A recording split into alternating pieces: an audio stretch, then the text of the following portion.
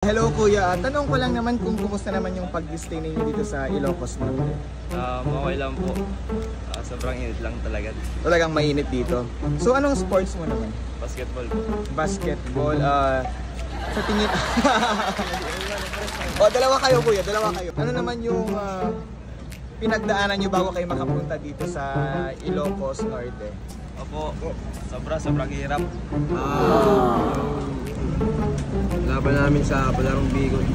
Talagang mahirap po. Talagang bugbugan. Bugbugan talaga. So bukas pupunta kayo sa opening, tama? Lahat-lahat kayo. So, ayun, may tubig ba sa loob? Meron. Pero kahapon wala. Meron po. Everyday po. Anong sports mo ulit? Basketball din? Ayun, sige. Yun lang. Maraming salamat. Good luck.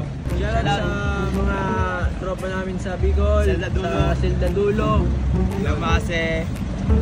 Mukada, Balay. Shoutout. Ayun. Sige, thank you. Thank you po.